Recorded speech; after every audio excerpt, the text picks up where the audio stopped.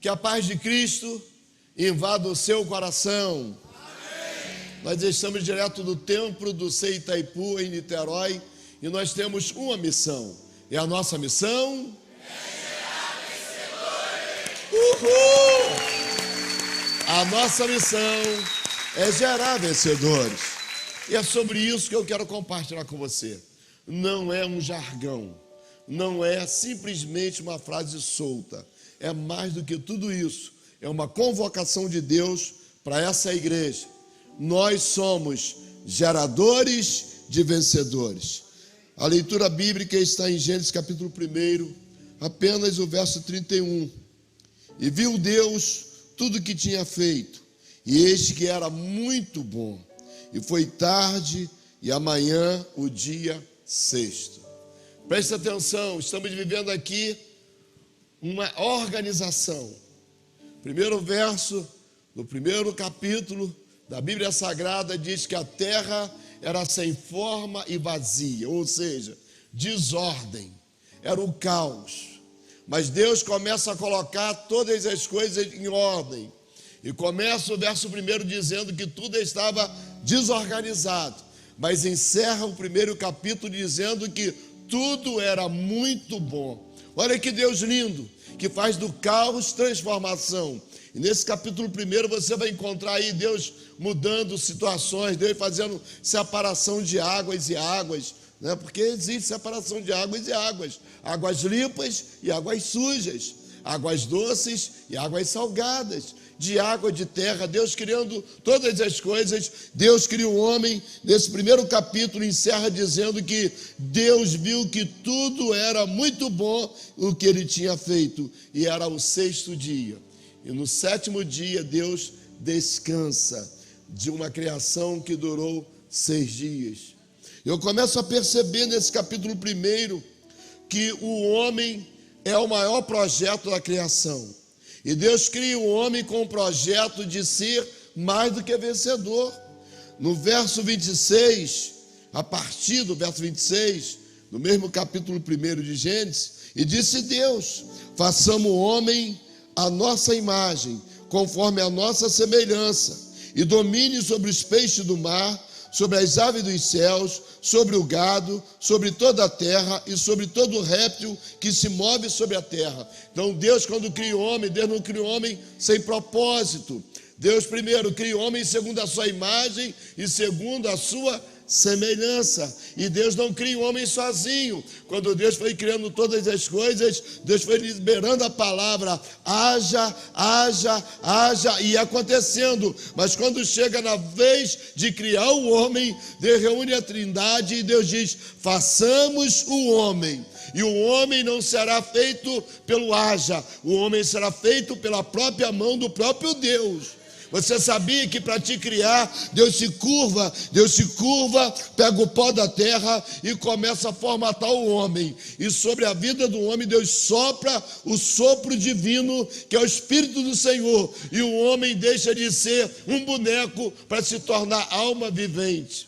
Interessante que quando Deus cria o homem, Deus já está dizendo: nós vamos fazer o homem com a nossa cara, nós vamos fazer o homem segundo a nossa imagem, segundo a nossa semelhança, e o homem será criado com um propósito. O homem não foi criado para ser dominado pela droga, pela dívida, pela enfermidade, pela vergonha, pela escassez, pela miséria. Deus criou o homem e Deus disse: o homem será dominador, o homem vai dominar sobre os peixes do mar, sobre as aves dos céus, sobre o gado, sobre toda a terra, sobre todo o réptil que se move. E Deus cria o homem à sua imagem, a imagem do Deus o criou, homem e mulher os criou. E Deus os abençoou, e Deus lhe disse: frutificai, multiplicai-vos e enchei a terra e sujeitai-a. O que Deus está dizendo? A terra será sujeita ao homem, o homem vai ser dominador e a terra estará sujeita ao homem. Esse é o propósito inicial da criação de Deus sobre o homem. E disse Deus: eis que vos tenho dado toda a erva que dê semente, que está sobre a face de toda a terra, e toda árvore em que há fruto, que dê semente ser-vos-ás para mantimento, e a todo animal da terra, e a toda ave dos céus, e a todo réptil da terra, em que há alma vivente, toda a erva verde, será para o mantimento, e assim foi. Ou seja, Deus cria tudo isso para abençoar o homem. Por isso nós somos o quê? Vencedores, nós não somos derrotados. Só que o diabo, ele vive em todo o tempo tentando roubar a identidade do homem, querendo quebrar o propósito da criação do homem. Por isso ele tenta Eva e o homem cai no pecado. Mas Deus, antes da fundação do mundo, já tinha um propósito sobre a sua vida. Levanta a sua mão que eu quero profetizar sobre a tua vida. Satanás chega sempre atrasado, porque para você ser um vencedor, Deus se antecipou. Deus se antecipou. Antes do maligno tentar derrubar o homem, Deus já tinha o plano A. Veja bem, sobre a sua vida não existe plano B. Sobre a sua vida sempre será o plano A, o plano infalível, o plano de Jesus Cristo como libertador, salvador, transformador, remidor da vida do homem. Aleluia, aleluia.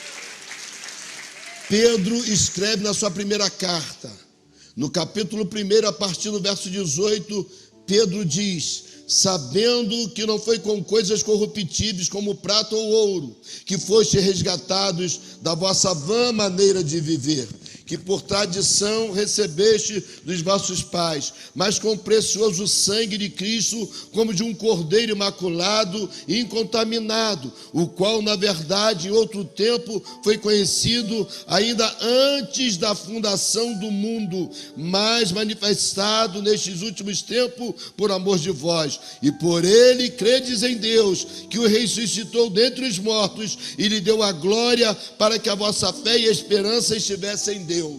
Ou seja, antes da fundação do mundo. Você tem que entender isso. Satanás quis derrubar o homem, mas Deus já tinha um plano A antecipado. Deus falou: nada vai impedir que o homem que eu vou criar seja continuando a minha imagem, a minha semelhança. Então, antes da fundação do mundo, já tinha um projeto estabelecido sobre a nossa vida. Cristo Jesus veio para trazer o projeto original. É por isso que hoje nós temos a imagem de Cristo. Hoje nós temos a imagem do Deus santo, vivo, puro, através do sangue que foi derramado na cruz do Calvário. Porque todos a quanto receberam, deu-lhes o direito de serem chamados filhos de Deus. Você nunca fez parte do projeto B. Tudo que Deus tem para você é sempre o melhor. Ouça isso. Tudo que Deus tem para você é e sempre será o melhor. Romanos capítulo 12, versos 31 e 32. Paulo pergunta: que diremos, pois, a estas coisas? Se Deus é por nós, quem será contra nós? Aquele que nem mesmo a seu próprio filho poupou. Vou repetir para você o que Paulo está dizendo, que Deus é a nosso favor. E ele diz: ele deu o seu próprio filho, nem o próprio filho ele poupou, antes o entregou por todos nós. E aí Paulo pergunta: como não nos dará também com ele todas as coisas? Meu irmão, você precisa entender que você em Cristo Jesus é mais do que vencedor. E quando você assuma essa identidade, você começa a gerar vencedores dentro da sua casa, no seu local de trabalho, no condomínio que você mora, onde você passa, você vai gerar vencedores, porque a luz de Jesus Cristo, através da sua vida, vai brilhar, vai brilhar, vai brilhar, mais e mais, mais e mais, mais e mais, até se tornar dia perfeito. Aleluia, aleluia, aleluia. Quando Satanás olha para Adão, ele vê a imagem do próprio Deus. E aí o encardido já começa, desde aquele momento, tentando quebrar a aliança entre Deus e o homem. Agora, qual é o segredo de Deus comigo? Qual é o segredo de Deus com você? Qual é o segredo de Deus com a igreja? É isso que o diabo quer saber. Ô Eva, qual é o trato de Deus com vocês? O que Deus falou com vocês? Deixa eu te dar um conselho: não perca jamais a sua identidade.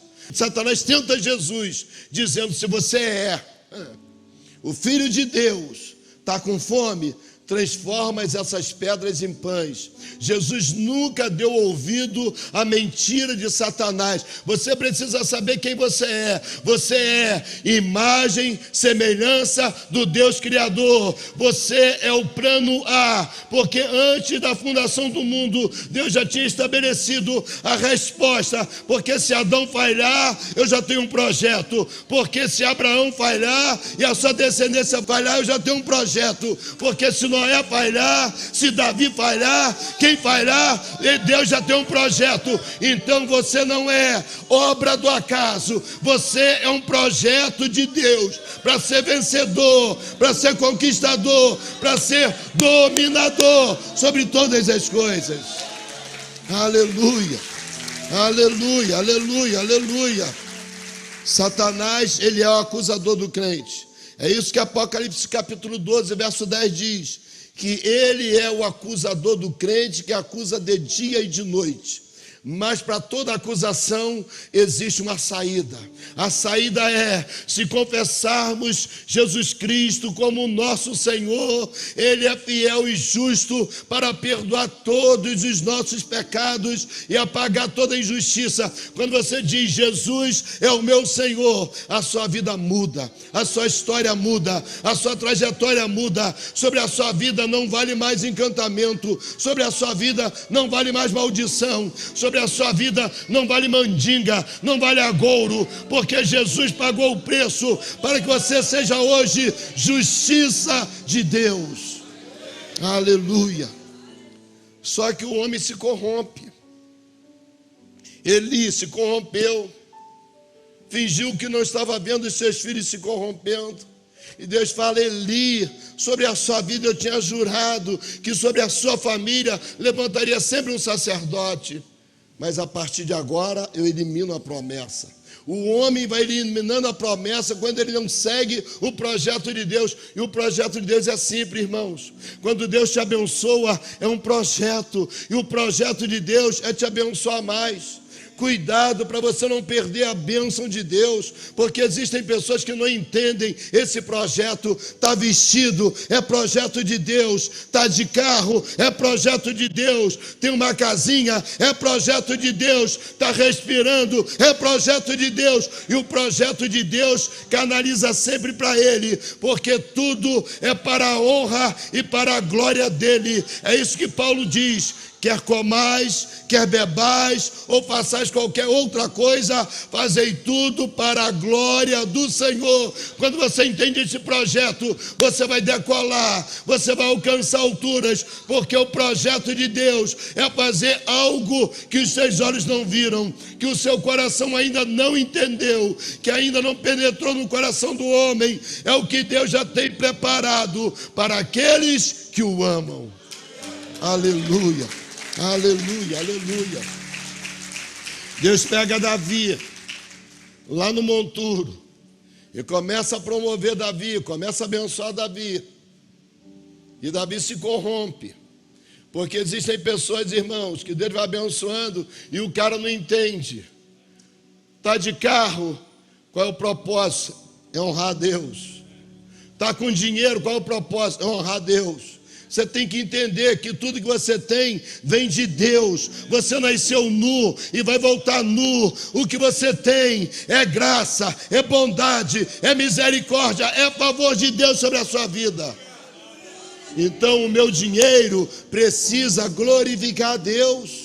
O meu carro precisa glorificar a Deus. A minha vida precisa glorificar a Deus. E quando eu entendo isso, Deus começa a me prosperar.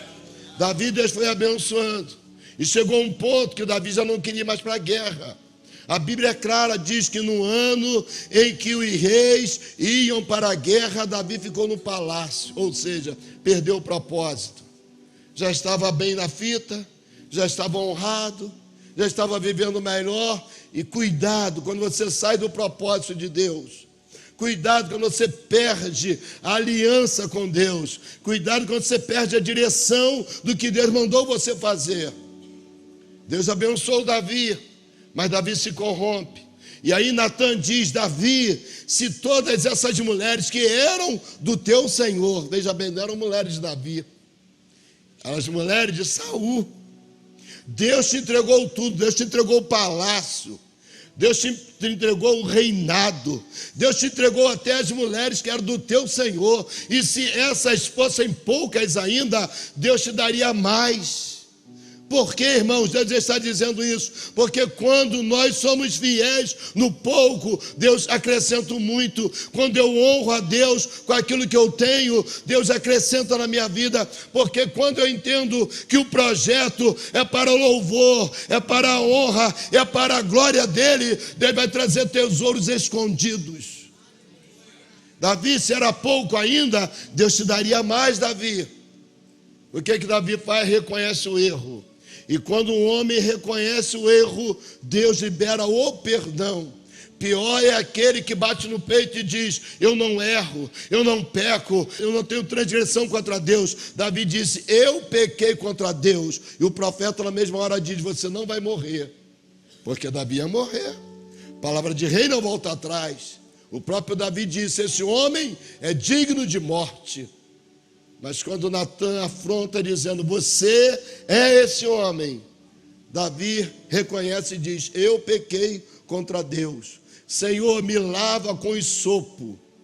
É um produto que tira a casca grossa. É um produto que joga na carroceria do caminhão para lavar o chassi, para lavar a carroceria. É um produto que limpa. Ele diz: me lava com isopo, e eu ficarei mais alvo que a neve. Senhor, não retires de mim a presença do teu Espírito. O que Davi diz? Eu quero voltar ao projeto original. Pior é o rei Uzias, que Deus começa a abençoar. Vai abençoando, vai abençoando, vai abençoando. A Bíblia diz que Uzias se tornou o rei mais famoso na sua ocasião. Foi o rei que mais cresceu dentro de um reinado. Foi um rei que inventou armas para jogar pedras à distância, o que a gente chama hoje de canhão. Venceu batalhas. Só que depois de ter estabelecido, depois de ter vencido, depois de ter vitórias, subiu ao coração de Uzias o que? A arrogância. Ingrato. Se tem uma coisa que Deus odeia é ingratidão. Uzias era rei, mas não era sacerdote. Mas ele se achou tão grande, tão poderoso, que ele quis oferecer incenso na casa do Senhor. E a Bíblia diz que uma lepra surge na testa de Uzias.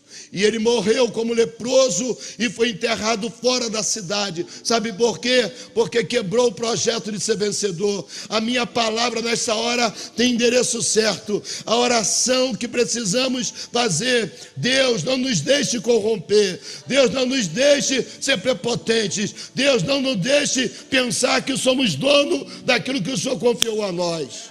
Porque quando você entende que você é mordomo de Deus, que você não é dono de nada, que tudo vem do Senhor e é para a glória dele, Deus vai te prosperar mais.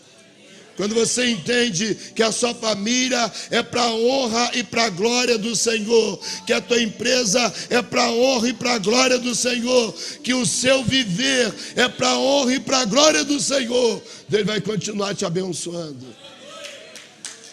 Aleluia, aleluia, aleluia. Agora tudo, pastor Sérgio, está da forma que a gente vê. Tem gente invejosa, que inveja o outro. Por exemplo, os espias que foram ver a terra prometida. Deus falou: vai espiar a terra que eu jurei, eu que vou dar. E eles voltam com inveja, dizendo: olha, eles são muitos, nós somos poucos. Olhando para eles, nós somos gafanhotinhos. Sabe o que é isso? Gente que não tem a visão de Deus. A sua identidade é diferenciada. Você é único. Não existe outro igual a você. A sua íris é única. a sua digital é única, o seu DNA é único, você é criação exclusiva da mão de Deus para a glória do nome dele. Caim beijou Abel. Por que Deus recebe a oferta de Abel, não recebe a minha? E Deus fala: Caim, se você fizer direito, tudo te irá bem. O que Deus já está dizendo? Eu não preciso ter inveja de ninguém, é só eu olhar para Deus, que Deus vai fazer na minha vida coisas maiores. Para de olhar para o outro. Lembra Jesus falando: olha, João não vai morrer, João vai ficar muito tempo, João vai viver muitos anos. E Pedro, que tinha escutado que Jesus disse: você será decapitado, você será crucificado. Pedro, você será crucificado. Vai chegar um tempo, Pedro, que alguém vai te conduzir, Pedro. E aí Pedro falou: e ele aí? E para ele? Deus está dizendo: você não tem nada com a vida de João, cara. Se eu quiser, ele vive anos e anos. Se eu quiser, ele permanece. O problema é esse, é que em vez de eu olhar para o projeto que Deus tem na minha vida, eu quero olhar para o projeto da vida do outro. E quando alguém tem inveja do outro, Deus não gosta disso. Caim pecou contra Deus porque teve inveja de Abel. Pedro falou: para mim é isso, e para ele. João e Tiago, nós queremos lugar especial na casa do Pai. Vai cada um sentar de um lado e do outro. Eu disse: será que você pode beber o cálice? Você está pedindo algo que é difícil. Então, irmãos, quando eu entendo que o projeto de Deus é para eu gerar vencedores, eu não preciso me preocupar com ninguém. Você precisa entender que Deus tem um propósito para a sua vida. Pastor, mas eu estou em um vale de ossos secos. E aí, qual o problema? Ezequiel 37 diz que foi o Espírito de Deus que leva o profeta. Agora, qual é a voz que você está ouvindo? Qual é a visão que você está tendo? Porque Ezequiel, diante de um vale de ossos sequíssimos, ele ouviu a voz de Deus. E Deus falou: Ezequiel, profetiza. Porque se você profetizar, esses ossos vão reviver. Meu irmão, está no vale, começa a profetizar, começa a declarar a vitória, e a vitória vai te alcançar também. Deus não te chamou para você viver miséria, para você viver derrota. Deus te chamou para você dominar sobre todas as coisas. Deus te chamou para você gerar vencedores. Aleluia, aleluia, aleluia. Vida com Deus é assim. Saiba quem você é. Bata no teu peito e diga: eu sou imagem e criatura do Deus vivo.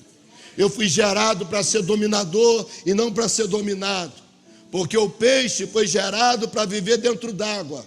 Mas se tirar de dentro d'água, ele não funciona bem. Assim é você quando não domina. Quando você é dominado, você não está funcionando bem, porque o projeto é para você dominar sobre todas as coisas. A nossa missão é gerar vencedores. A nossa missão é levantar a cabeça e nos amar. Jesus disse: ama o teu próximo como a ti mesmo. Eu só consigo amar alguém se eu primeiro me amar. Você tem que se amar. Para de falar mal de você mesmo. Eu sou um derrotado. Na minha vida nada dá certo.